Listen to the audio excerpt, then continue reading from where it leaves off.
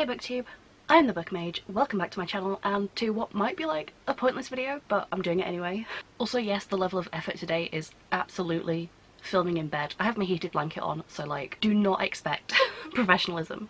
So one thing that I see quite a lot of in like late December and early January are like book related like stats type videos. They tend to take the form of like statistics based like reading wrap-ups for the whole year, and that is maybe something that I want to start like tracking for and then like maybe doing like going forwards. But recently I haven't really had like honestly enough read books to really do like a year in summary type video or anything. You know what I do have a lot of though? Unread books. So I thought, since it's the start of the year, I could take a look at all of the books on my shelves that I have not yet read and maybe pull like a few stats together to let me know like what I've yet to read, what the sort of like distribution on my shelves are in terms of like genre or age or whatever. Maybe like what I need to focus on, etc. It might be interesting like next year to like compare and like see how my TBR has changed, if my reading tastes are matching up with like my book buying habits. And if there's like any kind of like books or genres or anything that I'm like obviously neglecting and like maybe need to fix and so on.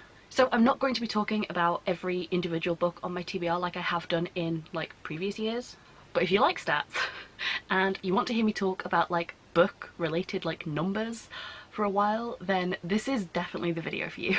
And I will say, I will try and get like some like visuals and things on the screen when I have like data or like pie charts or things.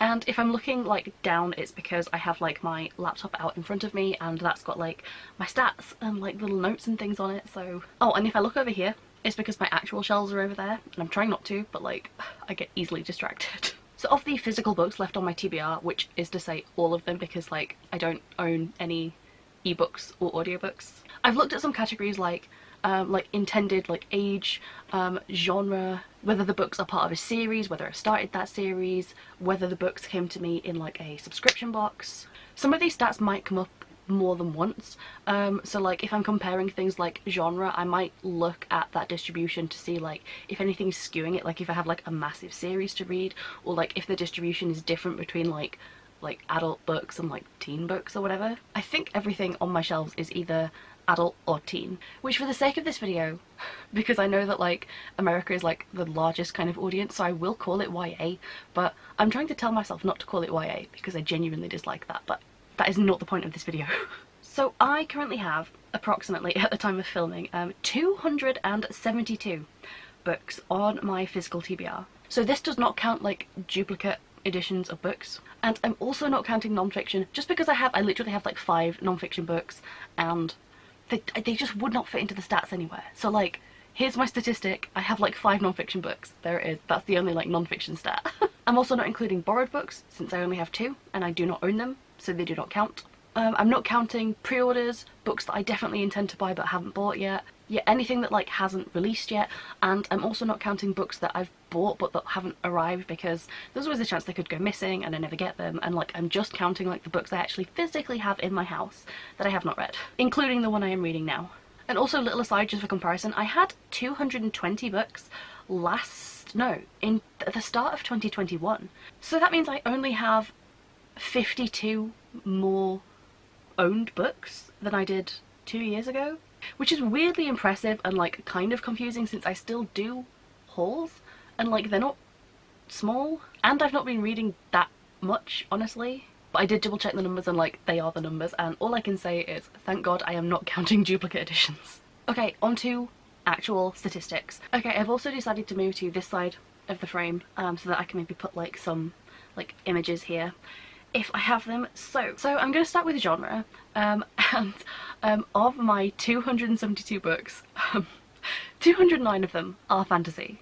Percentage wise, that is 77% of the unread books on my shelf. I feel like maybe that isn't a surprise, but it is kind of crazy just to see like how clearly this genre dominates for me when it comes to my reading tastes. It's not exactly a revelation, but like when you take into account like sci-fi and horror, it's still impressive that over 3/4 of the books on my TBR are all fantasy. For the other books on my TBR, 39 are science fiction, 16 are horror, 7 are mystery/thriller, and 1 is contemporary. This breaks down to 14% sci-fi, 6% horror, 3% mystery/thriller, and less than 1% is contemporary. My only observation here is that I guess I kind of expected that horror might be higher, especially because in horror I've also included like all like paranormal books, so anything featuring like vampires, even if it's not like explicitly like scary horror genre, I've lumped like paranormally kind of stuff in there as well,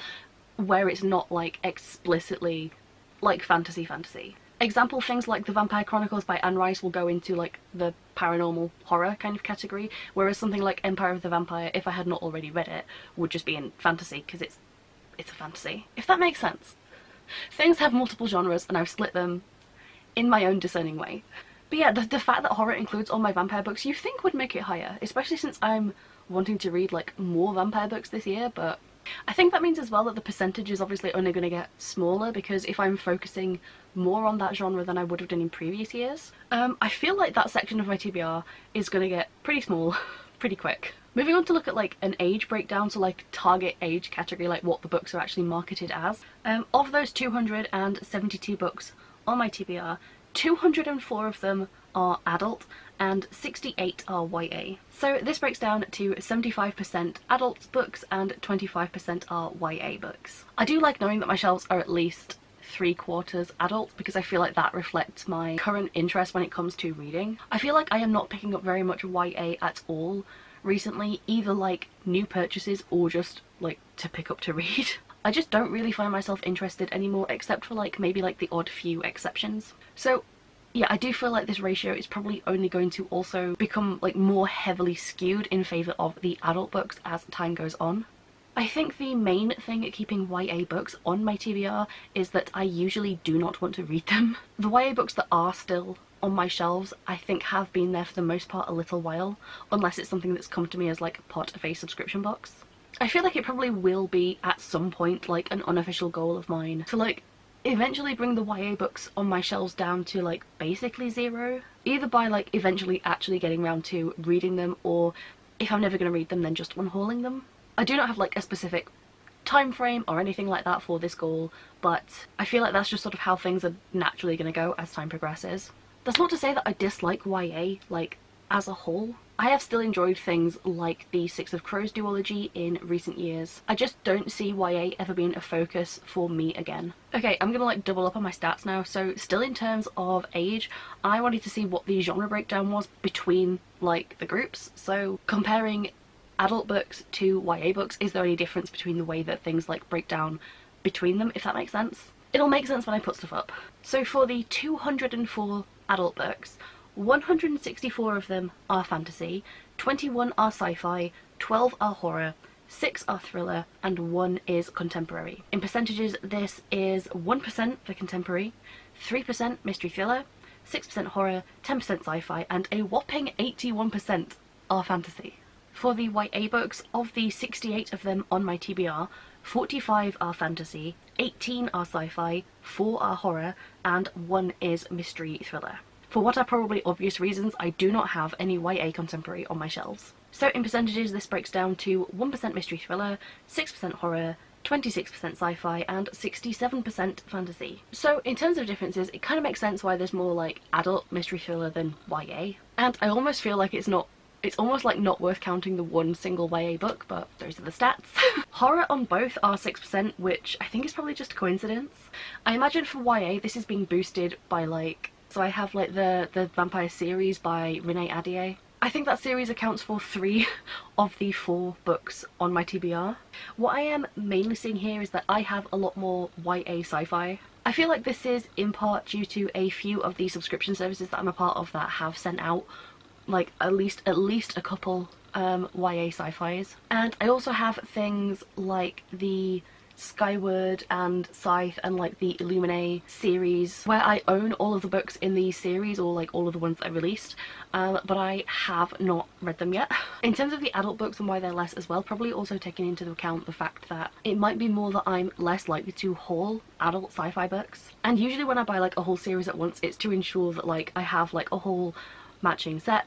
But I feel like sci-fi books get like fewer special editions, or just like in general fewer editions that like I care about. I think a lot of the times as well they are released like sometimes immediately just as like paperbacks, which is fine, but I feel like I'm more comfortable to only buy those like at the point where I actually want to read it, rather than hauling it in advance so that I don't become unable to haul it later, like some other books, especially like fantasy books. So I do think the case is that like I might just be waiting until like I can be bothered to pick up the books like one at a time as and when, rather than buying the whole series. I do also think that like some adult sci-fi is not necessarily intimidating, because I do enjoy the genre. I much prefer, I think, adult sci-fi over YA, because I think I prefer like hard sci-fi or like speculative kind of sci-fi, and I think you tend to get more of the books that I prefer in the adult category. But I do think that sometimes it can be like a commitment when it comes to like a hard sci-fi like adult series.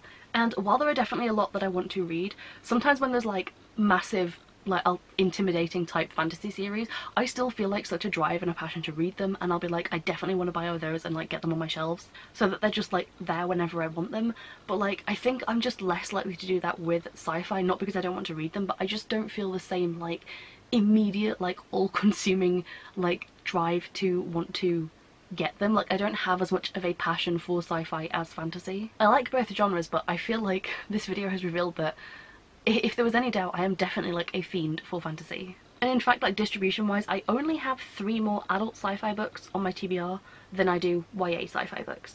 For fantasy, while this is still over 50% of the YA books I own, so it was 67% I think, yeah, it's much lower than the like overall 75% distribution, and way lower than the 81% of adult fantasy.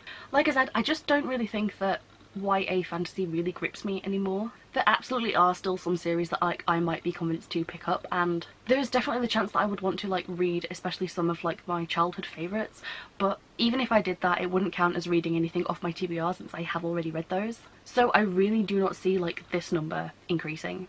Small aside as well, but I do feel like a lot of the YA fantasy that I see being published nowadays is all written by women, and within that I do also notice that like there is a vast majority of female protagonists. It definitely does feel like very different to my childhood as well, where when I was little, nearly every single book that was like a fantasy like for my age range, every single book that I picked up tended to be written by like a male author, and nearly all of them had male protagonists. So this is like most of the books that were at like my library and like my school's little library as well. Pretty much all like the fantasy there, apart from like a few, were all written by men and like aimed at like young boys. So I do think it's interesting to see like how the book landscape has changed and evolved over time since like I was like in that age category. When you've got like so much of one thing, it does kind of feel a bit like samey, because I feel like a lot of the books that like publishing and things like Book Talk want to push tend to be kind of similar. I don't necessarily just want to say like cookie cutter main characters, but like they have to be interesting but bland enough to be relatable to like everyone that picks up the book. I know there definitely are a lot of books out there in the YA genre that do have like really great characters, but a lot of the YA that I've read and like disliked, a lot of the main characters, I'm like, it's the same girl. It's like if I switched 2 protagonists from like completely different books, I feel like those books would play out in exactly the same way.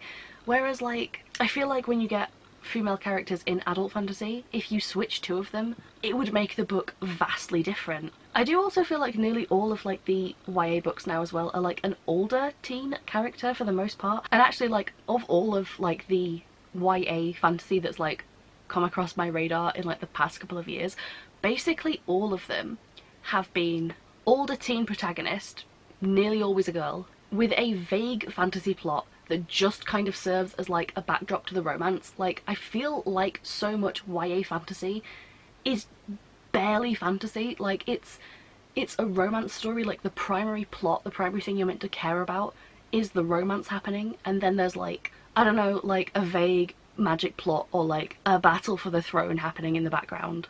But the main focus and the main thing that takes up like most of the time and the character's thoughts tends to be the romance. And that might have something to do with it as well, because like I am just not interested in reading a teen romance in a fantasy setting.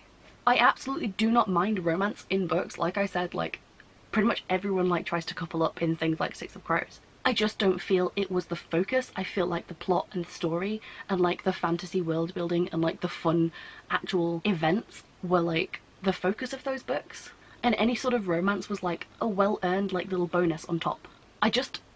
It's hard for me to care about it when like you know that the romance plot, it always says on the back as well, like it's always, there's like one girl and one guy character and like they're both named in the synopsis, and it's like, okay, so I know that you're going to get together in this book.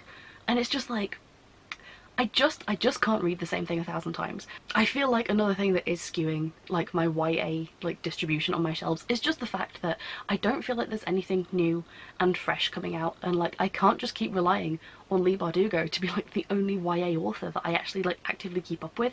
But yeah, it does feel like a totally different landscape from when I was a teen. Like, I feel like the gendered like distribution has like basically flipped. I feel like I would prefer more of a balance, to be honest, like, and I would maybe just like some different kind of stories. Has there ever been, like, in the past couple of years, has there been a YA that wasn't like, that just didn't have a romance, just didn't have one at all, no romance plot at all?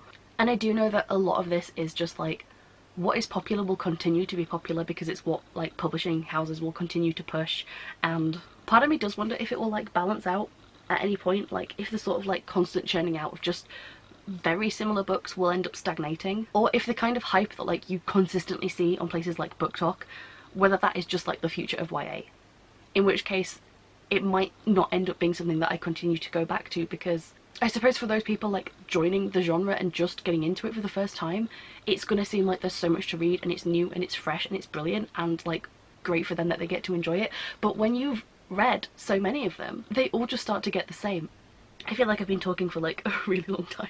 So okay, that aside, moving into like my series stats now. So I also looked at whether books on my TBR are standalones, books in a series where I have read at least one or more books in that series, and I just need to continue with like the remaining books in that series, or whether they are books that I own that are part of a series that I have not started yet.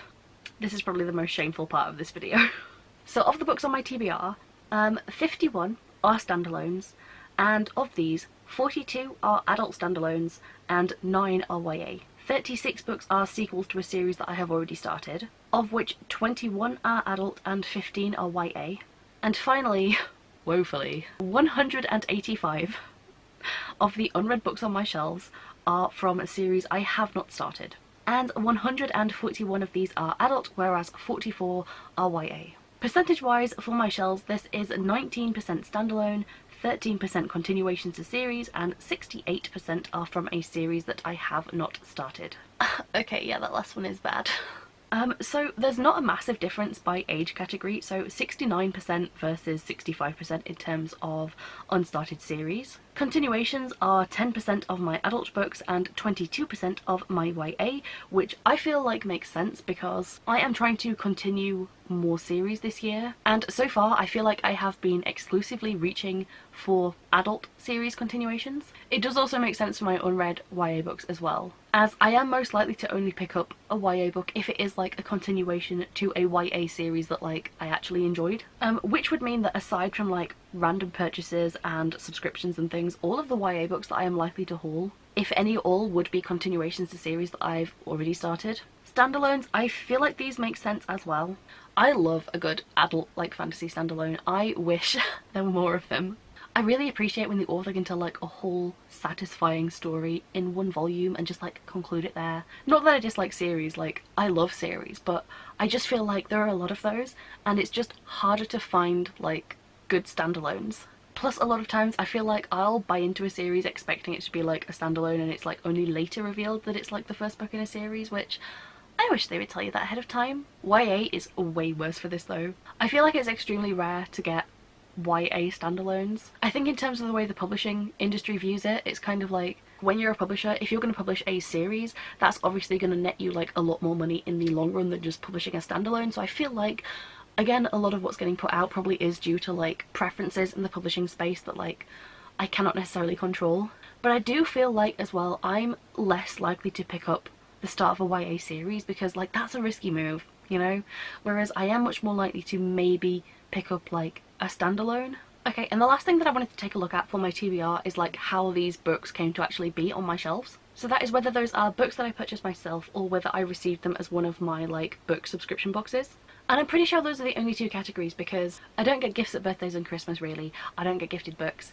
Like, I think people know that I read enough, and it's like, what would you buy me? Like, I own everything. It would have to be really niche, and even then I might have it anyway. It's risky to buy me books. People will give me book vouchers, but then I buy the books myself. So I've also never been sent anything from a publisher, and I have also never requested anything from a publisher, mainly because like I'm a small channel and I don't do that many reviews. Maybe I should. But either way, yeah, technically all of the books I own are bought by me because like I pay for my subscription boxes. But for me, this is more about comparing whether it's a book that I have like looked at and chosen myself, or whether it's a book that I was sent without knowing what that book was going to be, and so now I have it.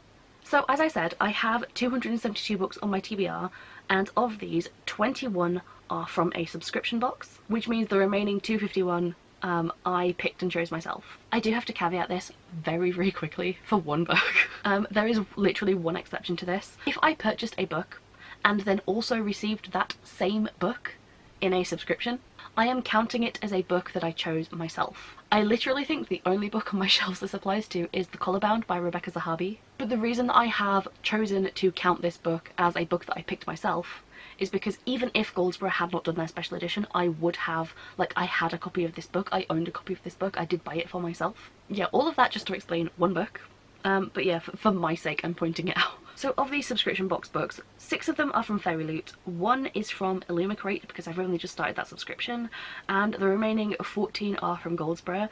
I'm not really going to do any stats around like the distribution of these because I've had them for like a different amount of time. So because of that, like if I'd started them all at the same time, yeah, but for me now, I just don't think there's anything to really compare. So that means that 8% of my books were surprises from subscriptions, whereas 92% of them were books that I selected for myself. I think maybe like next year, if I continue with all of these subscriptions for like a full year, maybe next year I will take more of a look specifically at like the subscription box stats as well. Maybe like how many of those books I actually read, how many are on my TBR still, did I unhaul any, maybe seeing whether that's like different between those subscription boxes or like is it an even split. Like if I'm constantly not reaching for like all of my Goldsboro books or something, or I'm constantly giving them away, does that maybe say something about like that subscription and if it's right for me? So maybe that could be something that I will look at in future years as well. And yeah, I think those are like basically all of the stats that I came up with when looking at my TBR, and basically for me, and looking at the books that I have left to read, because I do really enjoy listening to the stats of like what people have read over the past year. Say I set myself, I'm not going to, but say I set myself a challenge for the next full year to only read like contemporary books or something, my wrap up at the end of the year would be 100% contemporary, but it would not change the fact that my bookshelves are over 75% fantasy on my TBR. So I feel like there can be a discrepancy between like what you're reading and what you're reviewing and like what's actually sat on your shelves, and does that mean like maybe you need to rethink like the sort of books that you own if you're just not going to get to them, and like maybe that's not the kind of reader you are anymore. And for me, I am probably going to be looking maybe a bit more critically just at like the kind of books that I'm reading and like what I actually want to read. I kind of think that maybe seeing like how these distributions change might help inform me as a reader going forward into figuring out like the kind of books that I actually like, or the kind of books that I tend to reach for, and the kind of books that I tend to overlook. Because I feel like I would like to be like a bit more selective, and I want to make room for the things that like, and I mean like physical actual room, for the things that I enjoy and that I really like, and I do want my shelves eventually to reflect my specific taste as a reader. Again, that's why I've made this, and I feel like come this time next year, if I can compare, it might be kind of useful and kind of fun to see. And I think I will also mark a difference between like books that were previously on my TBR and new books that I've hauled, and maybe see if there's like a difference there as well in terms of distribution. Like, am I only hauling one genre? Am I only hauling adult books? I mean, who knows? Actually, I'm definitely hauling a lot of adult paranormal books because of one of my goals this year, so that might throw my stats all out of whack, which will be fun. So this video has been kind of random, kind of everywhere. I honestly don't know if anyone was ever interested in this, but I had fun looking at these stats. But yeah, let me know if you guys actually like found this interesting or useful, because if nobody wants to hear this, then I could always keep it to myself next year and like just do this as a thing for me. But equally, would you do this with your TBR? Are any of you now gonna go back and like, I don't know, put a load of stats out on your TBR? I don't know if anybody would do that. I don't know if anybody has done TBR stats before, to be fair. They probably have. But yeah, if you made it that far, give me... oh my god, what kind of emojis do we even have? Are there any like stats-based emojis? You know what, maybe just leave me like a little wizard for the fact that fantasy is my dominant genre. People at my workplace did nickname me at one point the Excel wizard. And like, I did my stats in Excel, so this is close enough. This represents my stats. Give me a little wizard. Plus my channel is like mage themed, so like, this works, this is fine. If you made it this far, it's wizard time. This video has to end. So yeah, if you made it this far, thanks so much for watching. And maybe I will see you guys in the next video, which I promise will not have numbers in it. Bye!